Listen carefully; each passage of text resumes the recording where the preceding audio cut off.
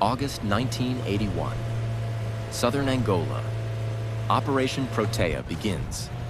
The South African Defense Force launches one of its largest mechanized strikes of the border war, targeting SWAPO's logistical bases at Sangongo and Angiva.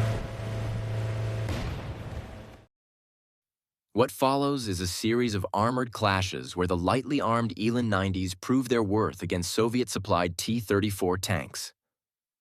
On August 24th, SADF forces advance on Sangongo. The town is defended by FAPLA's 19th Brigade, equipped with T-34/85 tanks. The Eland 90s, vulnerable to the tank's 85mm guns, rely on speed and maneuver. In a series of rapid engagements, the Elands outflank the heavier armor. 3 T-34s are destroyed, their hulks left smoking in the Angolan dust. The lesson is clear. Mobility and tactics can overcome raw firepower.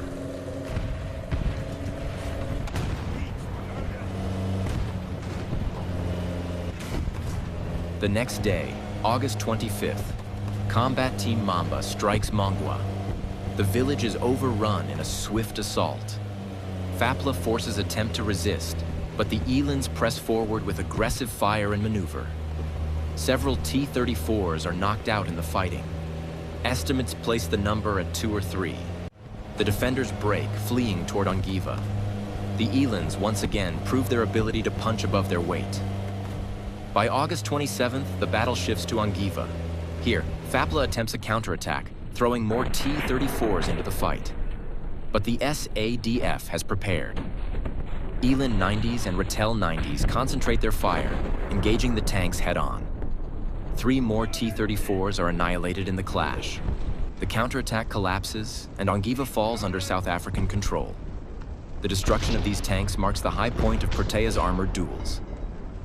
In total, the Eland 90s destroyed at least 6 confirmed T-34s during Operation Protea, with the number likely reaching 8 or 9 when Monga is included.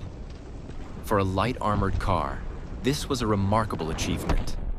The Elands demonstrated that doctrine, training, and mobility could offset the disadvantages of lighter armor. Operation Protea was a decisive strike, crippling SWAPO's southern Angolan bases and proving the effectiveness of South Africa's mechanized forces. For the Eland crews, it was a validation of their vehicle's design and their own skill.